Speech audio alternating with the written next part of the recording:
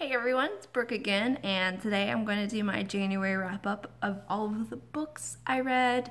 Hopefully we'll get through this pretty quickly. I'm going to start with the two books that I DNF'd. They both came in the latter half of the month. Didn't have a great post January 15.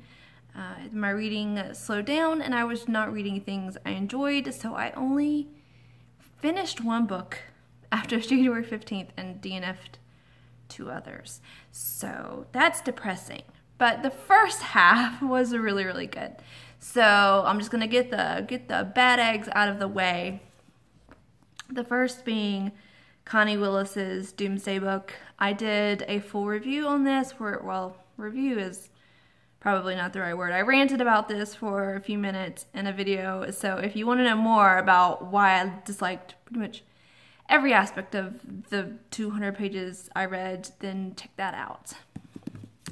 The other book I DNF'd was like just a heartbreaking disappointment. I loved Signal to Noise by Sylvia Moreno Garcia, sorry. So much last year. It was my favorite book of 2017 and definitely on my top 10 favorite books of all time at this point. I thought everything she did in that book was just perfect. So it is with a heavy heart that I tell you that after 200 pages, I DNF'd Certain Dark Things. Which is also sad because the cover is gorgeous. So this is basically an urban fantasy vampire story that takes place in Mexico City. And that just sounds exactly like something I would love.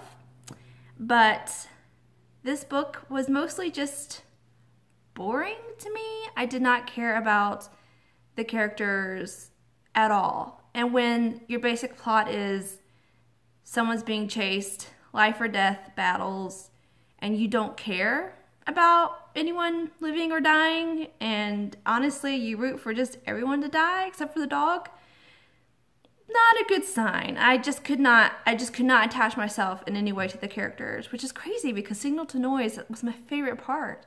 So I know she can write characters amazingly. It just did not work here. Maybe it was too short. I don't know. I was so distant from all of them, and that made the plot really boring. She did a great job with the setting. I mean, Mexico City really comes to life. I loved the vampire lore and like how she weaves in like Aztec mythology and lore into this, but character and plot were just really bland, and there was this really strange romantic element that I found pointless and off-putting, and it just was not for me, sadly. In happier news, the other books I read this month were all enjoyable. The first thing I finished, and this is kind of a cheat because I actually only read the last chapter of this book in 2018, but we're including it here. This is The Animators by Kayla Ray Whitaker. This is a literary fiction novel and only the second literary fiction that I've read since May, but I quite enjoyed it. I think I gave it 4 stars. It's about 2 female animators who meet and become fast friends, and they continue to be best friends throughout their early adult life and become creative and business partners. And you kind of see the ways that life affects them, and she like explores female friendship in this great way, in that Mel and Sharon, I think Sharon, is Sharon her name? You guys, yes. Mel and Sharon get to be partners, but you also get to see them kind of as individuals, and I think Whitaker really is good at both of those dynamics. I really liked her discussions or her explorations of sort of found family versus blood family. I was just thoroughly entertained. I think there are a couple of weaknesses. This is a debut and it's a strong debut, but I think some of the emotional resonance for me didn't quite click, and I wish I had gotten a little bit more of Mel's side of things, because I think this is very much a Sharon focused story, and so I would have liked a little more balance there, but that could just be a personal thing. But anyways, I do recommend this. If this has been something that you have been interested in, I think it's worth a shot. Next, and this might be just my most like favorite, I think, just kind of the book that appealed to me the most during the month. That is The Bear and the Nightingale by Catherine Arden. I know that this has been featured so heavily on BookTube, so I won't go into too much about it, except to say that I think the atmosphere of this book is what I really love the most. Maybe. I just love that wintry, sort of really immersive, snowy feel that she's really great at writing. It sort of reminded me in that sense of Barrel Rights, even though the stories are completely different. Like the setting felt similar, or I had the same sort of feel when I was reading it. I loved the sort of, I loved everything about this. I loved the characters. I loved their family dynamic. I loved the supernatural elements. I love the like realistic, just like politics and the like stepmother problems and like the evil priest and the death in the maiden trope. I thought this was super enjoyable. I think it sort of surprised me how much I kind of lost myself in this. I liked the slow pace of it, and I think it sets up the next book really well, and I'm excited about getting to that one. I own it, and it will happen soon.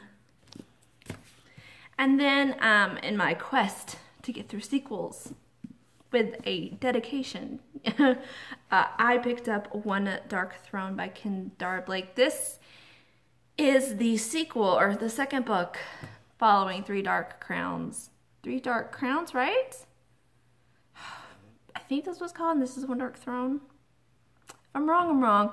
I like this series. This is a YA series basically about three triplet sisters that have different powers, and they have to fight to the death at 16 to see who gets to be the last one surviving and the queen of the island. Just really quick in a nutshell. What I like about these books is the slow pacedness of like the first 2/3. I know some people don't like that, but I like it because it feels more character driven, and it gives me time to kind of sink into where the characters are at in the story and kind of catch up to with how I'm feeling about them and seeing how they've changed. And so when all the action, like the crazy kind of batshit things that happen at the end happen, I care more about it. I have more investment in it. So I just like the pacing of the series. I think I like also the aesthetic. I feel like these books are sort of very like naturey or pagan with like gothic edge, and it just really feels sort of witchy almost. And I don't know, that might just be very personal, but I really quite enjoy it. So it's a fun like 3-star palate cleansing, enjoyable, sit down and read it in a couple of days kind of series. And yeah, I'm enjoying it, and then we'll continue reading the other 2 books. Then I picked up The Cruel Prince by Holly Black. This is a YA sort of dark fantasy that takes place in the world of the Fae. Basically, 3 sisters are snatched from the human world after watching their parents be slaughtered and are raised by the man who slaughtered them in the fairy world. One of them is half Fae, but the other 2 are human, and Jude, our main character, is one of the humans.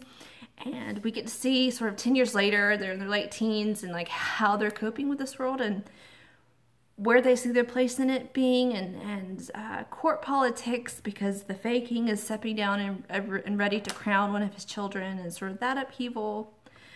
It's dark. It lets its main character be angry and murderous, and I really appreciated that. And I think I might do a separate review on this, specifically focusing on Jude, because I've seen a lot of people dislike her as a main character, and I think she speaks to definitely who I was as like a 13, 14, 15-year-old person, and like my teenage angsty anger, and I think I really would appreciate this book. And so I think I might do an exploration of her character in a separate video. But yes, I thought this was super enjoyable and so fun, and I think that, I mean, it's not necessary, it wasn't a 5-star, it's a 4-star read for me, but again, I found joy in it, you guys, and that's what I'm looking for these days. And then, Beneath the Sugar Sky by Shane McGuire. This is her 3rd book in her kind of companion series, following Every Heart a Doorway and Down Among the Sticks and Bones. And Down Among the Sticks and Bones is still my favorite. The aesthetic of that book and Jack and Jill are just utter perfection, in my opinion. I liked this a lot, not quite that much. I enjoyed seeing more worlds, because I think that McGuire's, like, her imagination is just sort of a revelation. I love walking through her worlds, you know, alongside these characters. I think that the aesthetic of this, you know, kind of the brighter, more like sugary world that exists in here that we kind of focus on, is not my favorite thing. I'm always going to be sort of drawn more to the dark side. But I think if this kind of world appeals to you more, I think it's just as good as Denim and Sticks and Bones if that's your jam. I think they're both written. I think they're both kind of equals, but just sort of counterparts to each other as far as tone is concerned. Even though there's some dark parts in this, and she tackles so much like thematic exploration of like big heavy topics in these few pages, and her writing is gorgeous, and her characters are just so refreshingly their own people and so diverse, and I like it a lot, and I don't know if there's gonna be more, but I beseech her by putting it out into the universe that I would really appreciate more.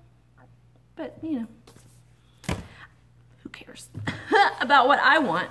And then finally, the last book I read in completion in February, January, whatever month, was The Paper Menagerie and Other Stories by Ken Liu. And you guys, this is just as fabulous as everyone says it is. Even though I was reading 2 books alongside this that I was hating, I still knew that this was amazing, despite the fact that it was kind of in a bad reading space.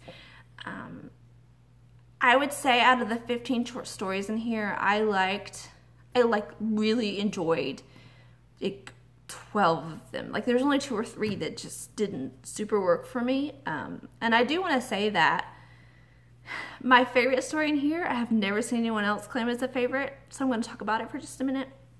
And that's State Change, and it's about this world where your soul is attached to, when you're born, it's attached to like an inanimate object, something like a physical object, and you have to kind of carry that around with you everywhere. And so the main character, her soul gets attached to an ice cube.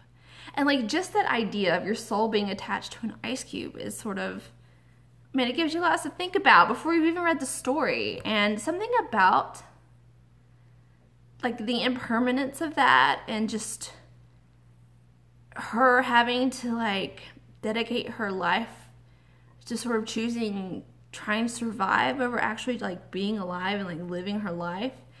I don't know, so it spoke to something inside of me that I think I just was sort of vulnerable to recently, and so it just really affected me. I thought about it all the time. I'm still thinking about it all the time. And like she has this roommate at one point in her life whose soul is attached to a pack of cigarettes, and her roommate sort of brazenly smokes these cigarettes from time to time, and they're whittling down, and you know, so there's a lot of talk about risk taking, which I think also really got to me because I can be very risk adverse, sort of alongside our main character. And the ending, and I don't know if other people consider it ambiguous, but I guess I sort of did. And so I was just like, I had so much to think about at the end about what I think happened. And I don't know.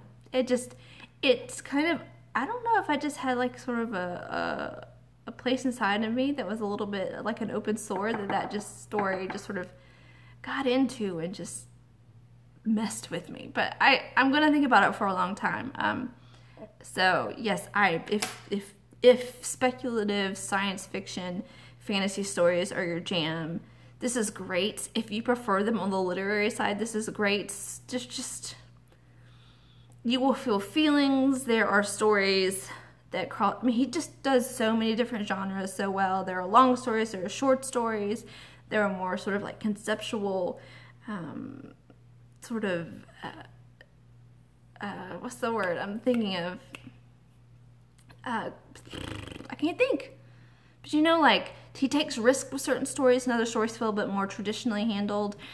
It's great, and I was super happy to read it. And yeah, so that was January.